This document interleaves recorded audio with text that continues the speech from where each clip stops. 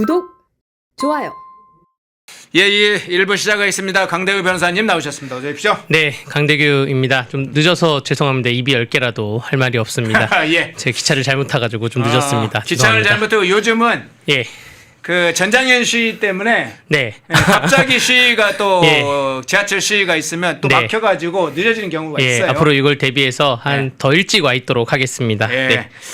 양해 부탁드리고요. 자, 이 문제부터 시작하겠습니다. 제가 오프닝에서 이 전재수 의원실 압수수색 과정에서 파쇄기 소리 뭐 이런 걸 2번 들렸다. 의원 네. 직접 현장에 있던 기자들이 그걸 듣고 이야기를 해주는 이야기 들었는데 그 부분 뒤에서 한번 좀 자세히 물어보기로 하고요. 우선 이 압수수색 어제 이제 경찰이 10곳을 10여 곳을 압수수색을 했는데 전재수 의원실 그리고 자택 임종성 김규환 전 의원 자택 통일교 천정궁 통일교 서울본부 그다음 윤영호 이 본부장이 수감된 구치소 한학자 총재가 수감된 구치소 민중기 특검 김건희 특검이라고도 이야기하는데 우리는 이제 민중기 특검이라고 하면 좋을 것 같습니다. 민중기 특검 사무실도 압수수색을 했는데 자 이번 압수수색 의미 어떻게 의미를 부여하세요? 네, 부디 이 압수수색이 보여주기식 압수수색이 아니길 바라겠습니다.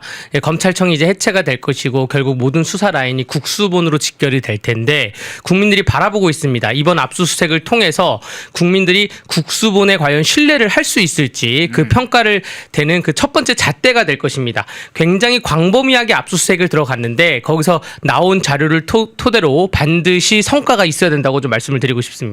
네. 예. 자, 그런데 앞서 얘기를 좀 드렸다시피 두 가지 문제를 얘기할 텐데요. 아까 좀 이따 이제 민중기 특검 사무실 압수수색은 조금 더 다르게 얘기를 해보고요. 네. 압수수색 경찰이 압수수색을 9시에 갔는데 실제 압수수색을 한 건 11시 20분 약 140분 정도 지체가 됐다 그렇게 알려졌고 그 사이에 전재수 의원실 사무실 아니 의원실이죠. 의원실 문은 굳게 닫혀 있었다. 블라인드도 다 내려져 있었다. 외부에 완전히 차단되는 사이에 내부에서 이 기계 작동 소리가 났다. 파쇄기 소리가 났다. 2번에 걸쳐 길게 났다. 이런 소리까지 확인됐는데 이건 명백하게 증거인멸로 봐야 됩니까? 상황을 어떻게 이해하세요? 만약에 파쇄기 소리가 명확하다고 하면 명백히 증거인멸로 봐야 됩니다. 네. 압수수색 영장을 제시했을 때 영장을 집행하기 전까지 변호인의 조력을 얻을 수 있어서 변호인이 도착은 할 수가 있습니다. 그 시간이 뭐 1시간이든 30분이든 걸릴 수가 있는데 그때 변호인이 오기 전까지 현상 유지를 해야죠. 동작 그만을 해야 되는데 저 문을 닫아놓고 파쇄기 소리가 들린다? 그러면 뭔가 증거인멸이 좀 유력하다고 보여지고요. 제가 보기에는 그 파쇄기 소리에 파쇄했던 용지가 비단 이 통일교 관련 문제가 아니라 전재수 의원실이 또 감추고 싶은 또 다른 무언가의 문제가 있지 않을까라고 생각이 돼서 압수수색이 들어와서 영장을 제시하면 모두 정지를 해야 되는데 이 파쇄기 소리에 대해서도 검찰이 추후 어떠한 그 법률적인 조치를 취할 때 이것도 참고 자료로 들어가야 된다고 생각을 합니다. 예, 그러면 자, 한 140분 정도 상당히 이례적으로 네. 보통 약간은 뭐 지체되는 경우가 좀 있다고 하죠. 의원실 들어갈 네. 때 아무래도 이제 국회의장실, 국회 사무처 행정처를 하니까 조금 약간은 늦은다 해도 무려 2시간 20분 정도 늦어졌다는 것은 조금 더 의심스러운 눈으로 보면 국회의장실 또는 국회 사무처가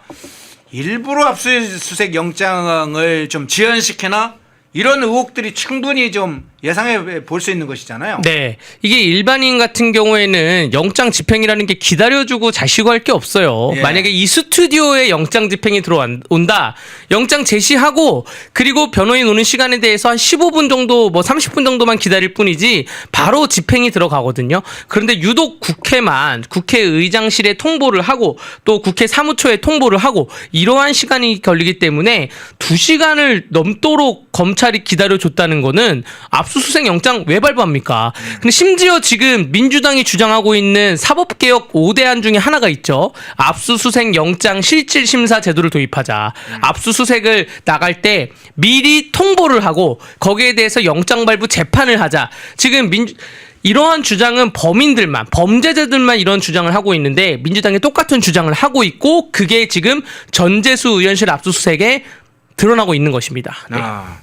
자, 그러면 아까 이제 변호인 이야기, 변호인 조력을 얘기했습니다만 아주 놀라운 게 이용구 전 법무부 차관이 등장을 했어요. 네.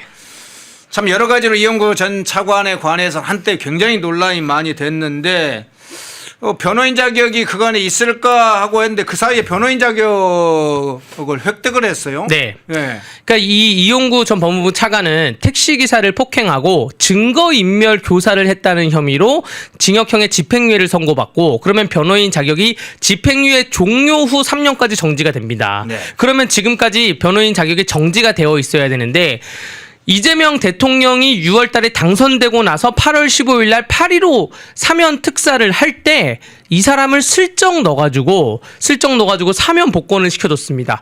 그때 이재명 대통령 사면 복권하면서 경제사범 중에서도 굉장히 생활경제 사범들에 대해서 특별 사면을 해준다라고 얘기를 했는데 막상 뜯어보니까 이렇게 택시기사를 폭행하고 증거인멸을 교사한 그러한 사람을 사면 복권을 해줘서 이 사람이 8월 15일 이후에 변호사로 복직을 했죠. 이전에 있었던 LKB 평산이라는 곳으로 복직을 했는데 공교롭게도 전재수 의원의 변호인이 이 사람이라는 거예요.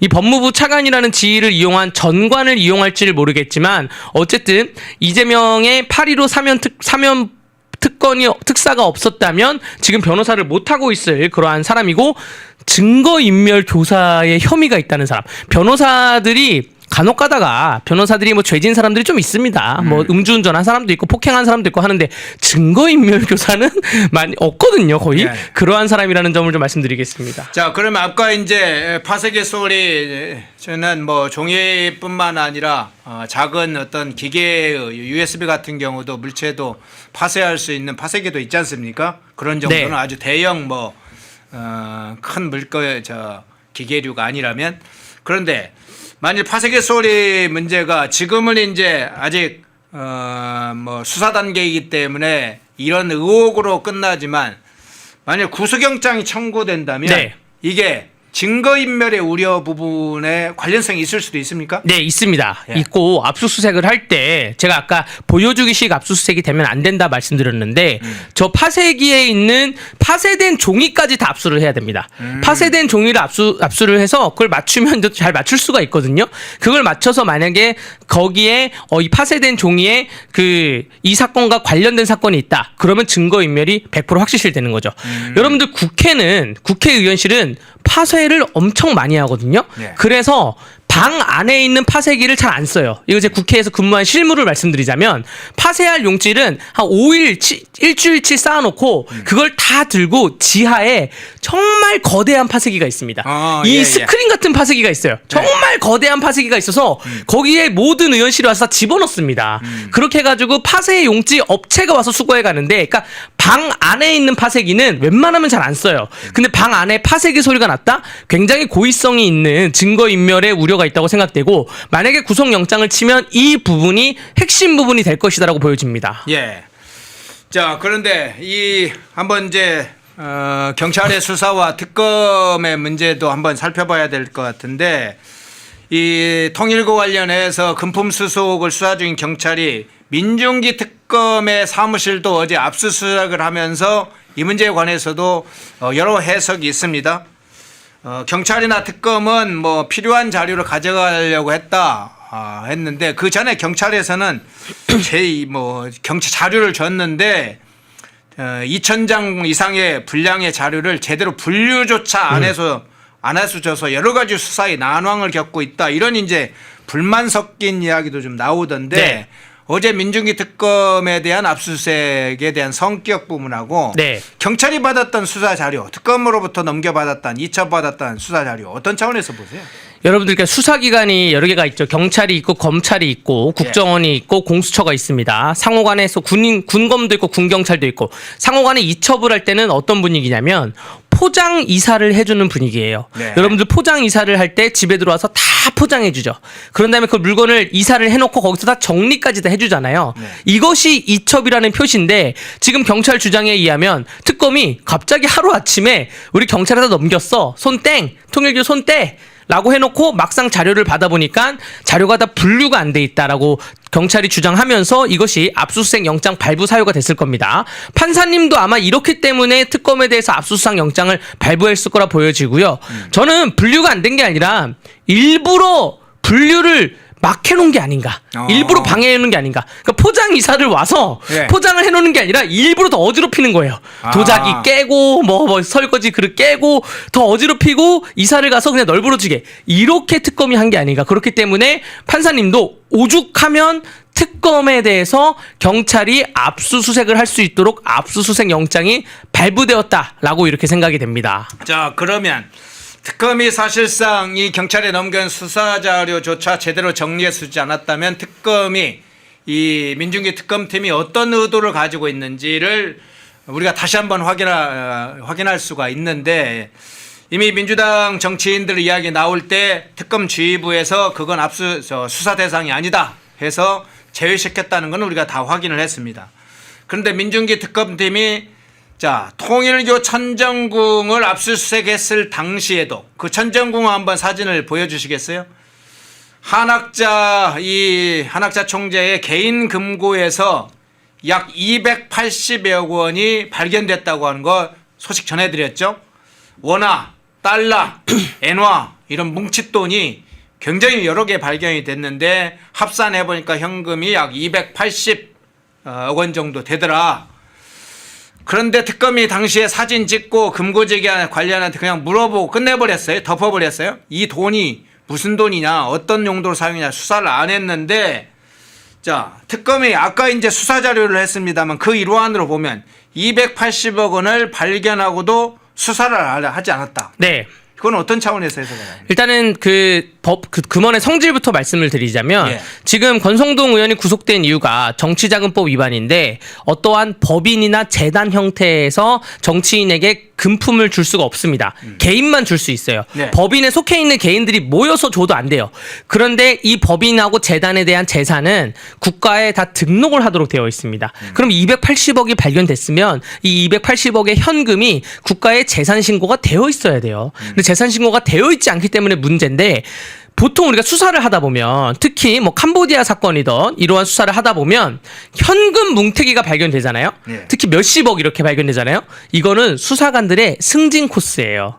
지금 특검은 민중기 특검은 법원 출신에 와 있는 잠깐 와 있다 가 있는 특검이라 하지만 그 아래에 있는 파견 검사, 파견 수사관, 파견 경찰들은 다시 본 직장으로 돌아가서 이 특검에서 활약했던 게 승진 코스로 이어진단 말입니다. 그러면 이 280억에 대해서 대대적으로 홍보하고 동영상 찍어가지고 막 보고 올리고 해야지 정상인 거예요. 모든 수사를 다 그렇게 합니다. 그런데 이 280억을 아무 말도 없이 그냥 묵혔다? 사진까지 찍어놓고 이걸 보도자료나 혹은 아니면 관련 수사자료에 아무것도 없었다? 그러면서 막상 국민들하고 언론이 여기에 대해 관심을 보이니까 난 손 떼! 이제 경찰이 나 할 거야. 이런 식으로 간다? 명백한 직무유기죠. 이거는 해야 할 거를 안 한 것인 뿐더러 보통은 승진을 하기 위해서 혈안이 돼서 하는 건데 그걸 안 했다? 이 너무나 좀 희한한 구조인 것입니다. 예. 네. 자, 그런데 지금 수사 과정에서 윤영호 전 세계본부장이 특검이나 법정에서 뭔가 일부 증언을 하고 또 다른 진술이 번복되는 것 같은 입장을 번복하는 것 같은 행태를 지금 보이고 있습니다. 그에 따라서 이제 해석이 좀 다르긴 한데 정확하게 어떤 사건에 대해서 다른 진술을 번복한 것인지 입장을 번복한 것인지 정확하게 확인이 안 됩니다만 좀 포괄적이고 추상적으로 이야기는 하고 있는데, 특히나 이재명의 종교단체 해산, 수사, 엄정수사 이 발언 이후에 이 윤영호 본부장의 진술이 일부 번복되는 사례가 상황이 나오면서 이제 해석이 나오고 있습니다. 그런데 자, 진술을 번복을 한다? 이게 이제 진술을 번복해야 된다고 봐야 될지도 좀 해석을 해주시고, 네. 진술을 번복할 경우라고 해석이 된다면 강제 수사나 특검 수사를 통해서 이 증거 확보에 이 윤영호의 진술 번복에 결정적 장애가 좀 됩니까? 그러니까 일단은 수사기관에서 진술을 한 거와 예. 법원에 와서 그거를 번복했을 때 어느 것에 더 신뢰성을 두냐는 결국 재판부의 판단입니다. 예. 보통 재판부는 법원에 와서 말을 하는 거를 더 신뢰성을 두거든요. 이 부분이 굉장히 아쉬운 부분입니다. 윤영호 본부장이 12월 10일 날 재판에 출석해서 민주당에 있는 16명의 돈을 받은 사람들을 다 말하겠다라고 해놓고 결국엔 재판에선 말을 안 했어요. 이재명 대통령이 종교 해산 조치를 운운하고 나니까 거기에 대해서 통일교가 약간 꼬랑지를 내리는 그러한 격입니다. 그러나 제가 보기에는 결국에는 모든 건 국민이 판단해야죠. 네. 이 통일교 종교 단체와 정부가 치킨 게임으로 가야 됩니다. 치킨 게임으로 가서 모든 거의 기준은 정의이고 국민들의 시선을 보고 윤영호 본부장도 아니 정부에서 이렇게 돈 받아간 사람들이 누구누가 있다. 장관급만 4명이라 그랬어요. 장관급이면 여러분들 우리가 알고 있는 장관들 말고도 청와대 수석급들 또 국정원장 뭐 이런 사람들도 장관급입니다. 그러니까 그렇게 얘기했는데 이 꼬랑지를 내리는 거에 대해서 끝까지 갔었어야죠. 끝까지 가고 정의의 심판대에서 아니 우리 종교의 자유를 침해하고 정부가 침해하고 있다. 또 정부도 너희들도 잘못한 게 있지 않냐 이렇게 가야 되는데 이재명 대통령이 사실 이 수사지를 사실상 내린 거거든요. 예. 종교 해산 수준으로 조치를 하라는 거는 그렇기 때문에 통일교가 꼬랑지를 내린 게 좀 안타까운 마음이 좀 듭니다. 네. 예.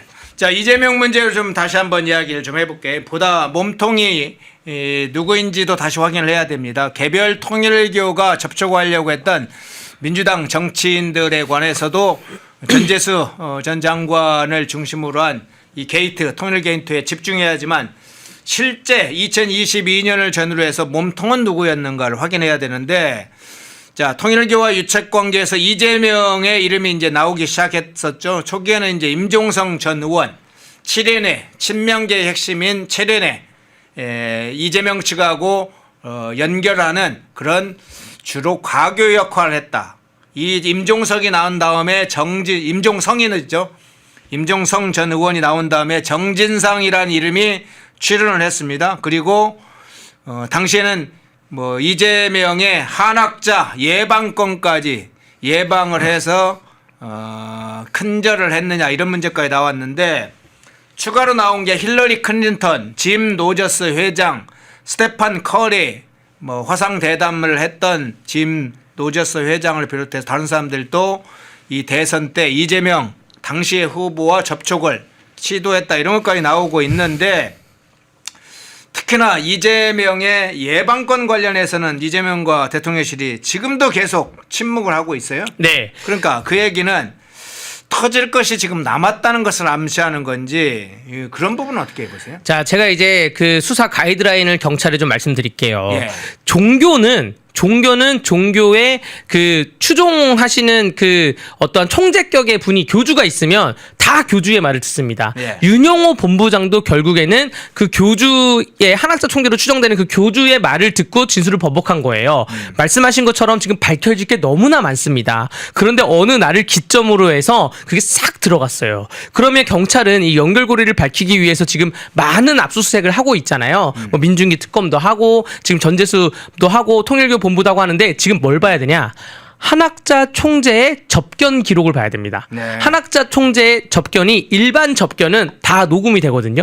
검찰들은 사건을 하면서 특히 그 범죄단체의 사건을 하면 범죄단체의 수괴들이나 행동대장급의 접견을 오는 일반 조직원들의 접견 기록이랑 접견 녹취록을 다 법원에 증거로 제출해요. 물론 한학자 총재가 변호사와 접견한 거는 증거를 받아볼 수가 없습니다. 변호사의 접견은 녹음이 안 되는데 일반 교인들하고 접견을 하던가 주변인들하고 접견을 한 거 중에 한학자 교주의 그 결정, 예를 들어서 정부에서 이런 요청이 왔으니 우리가 좀 적당히 하자 이러한 말이 있으면 이거부터 문제가 시작되는 것이거든요. 그러고부터 꼬리를 타고 올라가야 된다는 것이고 지금 나와 있는 짐 로저스 문제나 또 전재수가 돈 받은 문제가 다 2022년, 2018년 문제인데 너무나 좀 2, 3년 전 문제이기 때문에 압수수색을 해도 자료가 없을 수가 있고 지금 최근에 윤영호 본부장이 진술을 번복한 거 그게 왜 그러냐? 한학자 총재로부터 지시가 있었냐? 그럼 지시가 있으면 지시가 왜 있었냐를 이거를 찾아보라는 말씀을 좀 드리고요. 앞으로 터질 것도 좀 많을 것 같습니다. 네. 네. 자, 지금 이제 쟁점은 사실은 특검 문제이지 않습니까? 네. 지금 이제 통일교 게이트와 민중기의 편파 수사 그리고 민중기 개인의 주식 매매 관련된 의혹까지 쌍특검이 지금 제안이 되고 있는데 국민의힘과 개혁신당이 이 특검 공조에 나섰어요. 그래서 이제 이 특검이 정치권에 미칠 특히나 이재명 정권에 미칠 영향 부분하고 국민의힘과 개혁신당의 특검 공조 이게 어떤 의미가 있다고 보세요? 그 이재명 정부에 영향을 미치려면 이 특검 공조에 대해서 정확한 가이드라인을 짜서 계속 때려야 됩니다. 그래서 결국 이게 지방선거까지 이어지도록 때려야 돼요. 해양수산부 장관 인사청문회까지 연계해가지고 계속 때려야 됩니다. 그런데 그래서 지금 공조가 이제 막 시작을 했으니 여기에 대해서 타임테이블을 좀 정확히 잡았으면 좋겠고요. 우리가 그 보수당 쪽이 여당일 때도 항상 그 좌파 진영에서는 민주당과 그 주변에 있는 뭐 민주노동당이든 혹은 진보당이든 정의당이든 연합을 해가지고 보수 정권을 공격하기도 했었거든요. 예. 그러한 의미에서 국민의힘과 개혁신당이 야당적인 공조 차원에서 이 부분에 대해서는 충분히 손을 잡고 갈 수 있다고 보여지고요. 국민의힘이 인력수가 많으니까 여러 가지 뭐 연구 인력이나 뭐 헤드 인력이 많아서 자료를 많이 확보를 하고 또 개혁신당에는 젊고 어떠한 싸우는 의원들이 또 있으니까 그런 식으로 또 공조를 하면서 충분히 그 통일교 특검 문제에 대해서는 이재명 정부와 싸우기 위해서 충분히 공조가 좀 가능하고 의미가 있다고 생각이 됩니다. 예. 우선 통일교 게이트 관련해서 전재수 의원 압수수색과에서 벌어진 증거인멸의 현장 그걸 먼저 시작으로 좀 다뤄봤고요. 펜앤마이크에서 추천하는 영상도 보고 가세요. 다른 영상도 즐기시려면 구독 버튼을 꼭 눌러주세요.